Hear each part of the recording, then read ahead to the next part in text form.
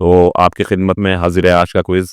کچھ حروف ہیں، ان کو صحیح ترتیب دینی ہے اور جواب فراہم کرنا ہے. اچھا، کل کے کوئز کی اگر بات کریں تو اس سے 2 لفظ بنے، جیسے کہ آپ سبھی لوگوں نے ماشاءاللہ ایک کے بجائے 2 لفظ بنا کر دکھا دیے. اس سے ایک مرحوم اور ایک محروم.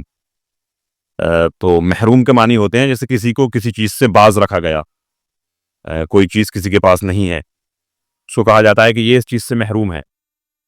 اور اسی طرح سے یہ لفظ محروم حرام کیا گیا کے معنی میں بھی استعمال ہوتا ہے، یعنی جو چیز حرام کی گئی ہو اس کو بھی محروم کہتے ہیں، لیکن اس میں کم استعمال ہوتا ہے، زیادہ تر اسی معنی میں استعمال ہوتا ہے. جیسے کہ قرآن مجید کی ایک آیت ہے، اس میں بھی یہ ذکر آتا ہے کہ آخرت کے بارے میں بات چل رہی ہے کہ جنتی لوگ ہیں تو ان کے بارے میں بتایا جا رہا ہے کہ یہ دنیا میں یہ کام کرتے تھے اور ان کے مالوں میں سائل اور محرومین کا حصہ ہوتا تھا. یعنی سائل جو سوال کرنے والے ہیں، اور محروم یعنی جن کے پاس مال دولت نہ ہو تو ان کا حصہ ان کے مالوں میں طے ہوتا تھا.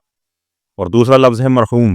تو مرحوم کے معنی ہوتے ہیں رحمت کیا گیا، جس پر رحمت کی گئی ہو، لیکن یہ زیادہ تر فوت شدہ یا مردہ لوگوں کے بارے میں استعمال ہوتا ہے. جیسے کہ آپ کسی کے سامنے اگر کہیں مرحوم تو اس کے ذہن میں فوراً موت اور جنازہ وغیرہ یہ آ جاتا ہے، کیونکہ ہم اپنے جو ہمارے فوت شدہ لوگ ہوتے ہیں ہم ان کے بارے میں یہ گمان غالب رکھتے ہیں کہ انشاءاللہ ان پر رحمت کی گئی اللہ کی طرف سے اور وہ جنت میں جائیں گے. تو اس وجہ سے ہم ان کو مرحوم کہنا شروع کر دیتے ہیں، یعنی یہ ان کے بارے میں ہم ایک اچھا گمان رکھتے ہیں.